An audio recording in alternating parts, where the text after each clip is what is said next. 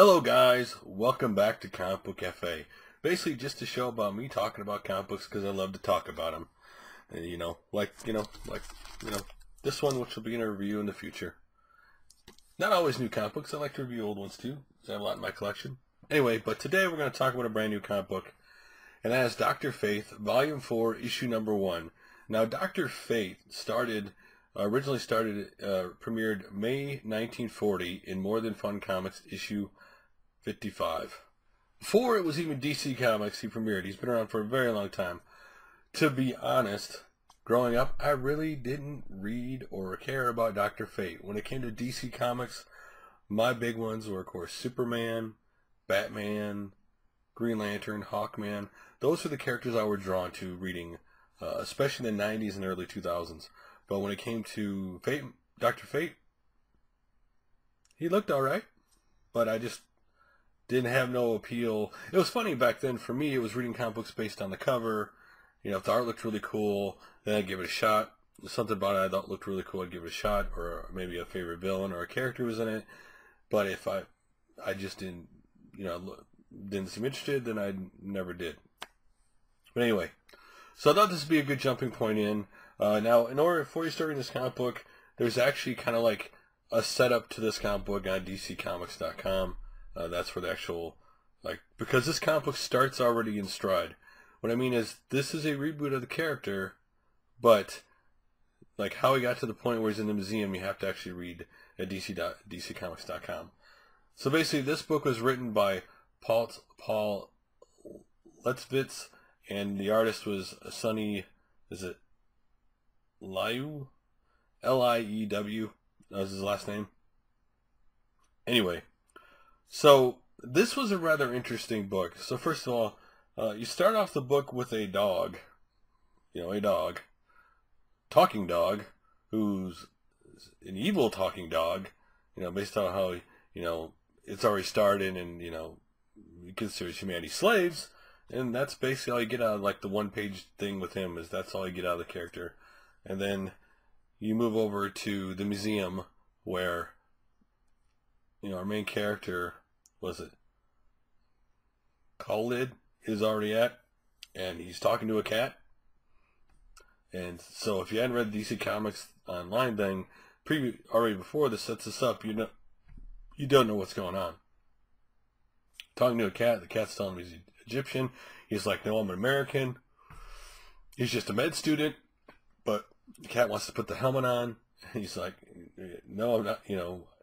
The kid kind of thinks he's self-delusional, and he leaves the building, right? Texts a girl, some girl, and the girl, a friend, obviously a friend, or maybe it's a love interest. Don't know at this point, really. He texts her, because he's like, how can I do this museum thing? And I think she kind of go, okay, kind of thing, what? Okay. And then, right after that ends with her, he ends up getting on the phone. Him and his mother are talking, saying she's just worried he's out there, and you find out from the mother after they hang up that, his mother, that him and his father are out there, and she's obviously worried about him. And that's all you get out of her character, that she's worried about him. Oh, and that she brings the same cat that was in a friend from the outside, and it's completely dry, and she doesn't understand why. And then we cut to what is his father, driving a cab, having a customer who wants to be there in a hurry, and he makes account how he's never seen it rain like this before. And they leave it at that. It's a little, just kind of like a small intro to the character, because they'll be more important later to the story. Now, the whole point of the cat tells, of course, our character that the reason why he needs to become Fate is because,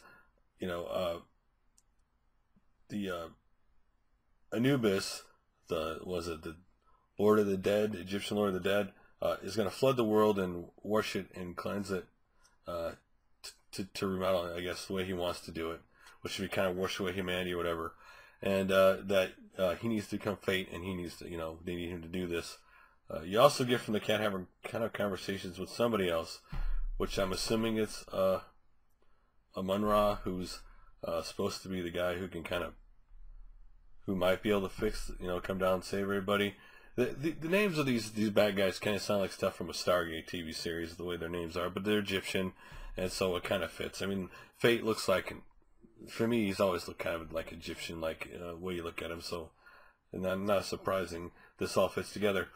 It's unusual in a comic book to have dogs and cats talking, right? Anyway, to quickly get past the story because I'm bubbling on too long. So, after the character talks to, his mom, he's in the subway getting ready to get on the train, obviously, to go home or whatever, and he's sitting there in the subway, just sitting there, and there's this little kid on the tracks, down on the tracks of the subway, and as it would have it, people are looking, but no one seems to care. This kid, I don't know why people don't care, but no one seems to care. The kid's on the tracks, or maybe they don't want to get out there and get the kid, and he tells the mother, I'll go get the kid. And he goes down there, gets the kid out of there. After he gets the kid out of there, of course, the subway comes, and after he gets out of here, the subway looks like the subway's going to hit him, and he says something, and you see yellow light, and he stops the train. He doesn't know what happened. He's kind of freaked out, but everybody around him didn't know what happened. They just thought the train stopped. So like, hey, are you all right? Do you need to see a doctor?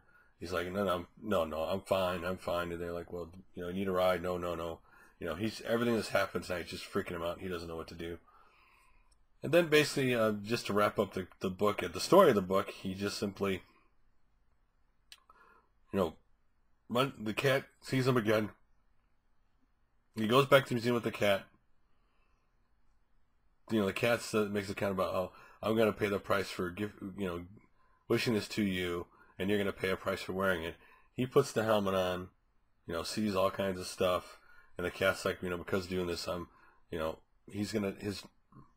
he calls himself Bastet, B-A-S-T-E-T, the cat does, but our character calls him Puck, so I'm not sure what his real name is, but the cat, basically, I'm going to die so I can be reborn again. So the cat's dead, talking cat's dead, and he's wearing the helmet. He sees an older version of himself, and the helmet's like saying, Khaled, you're not just immortal anymore. And he's flying. He feels like the wind's moving him. He ends on top of this really tall, really major tall bridge. Of course, he takes the helmet off. He's like, how am I going to get down? He's freaked out, of course. Not know what to make any of this. And then we just simply end the book. His father's in the cab still. A bunch of dogs that are barking at the cab all of a sudden, and then a tree hits the cab, and the guy in the back is out saying, you should have gone back to Egypt, or you should have never left Egypt, and that's how it ends. So you don't know if the guy in the taxi cab is like part of this, or he just a jerk, because he seemed like a jerk in the cab, just being a jerk saying that to him, because maybe he sees his descent in him, I guess. But overall, it was a good setup starting point. It wasn't like, was I blown away by it? No. Did I, you don't really see Fate, so him as Fate, so you really, don't care about Fate. You only care about the character himself right now. And obviously setting up his whole balance of life and this new thing he's gotten. How is it all going to play out? Obviously, they're setting up characters, the girl he texts, his family, and how's that going to play with, the Fate thing.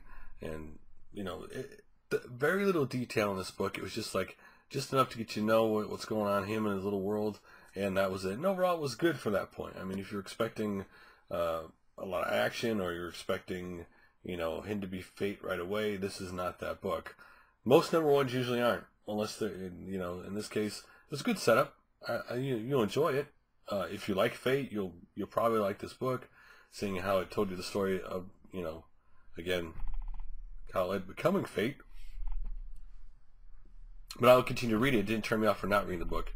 I would definitely continue to read it. And overall, I think if you're looking for something different, it's definitely definitely a good book to jump on the starting point at, most definitely. Anyway, guys, if you read Dr. Fate Volume 4 Issue 1, love to hear your comments down below, guys. And I will talk about another comic book soon.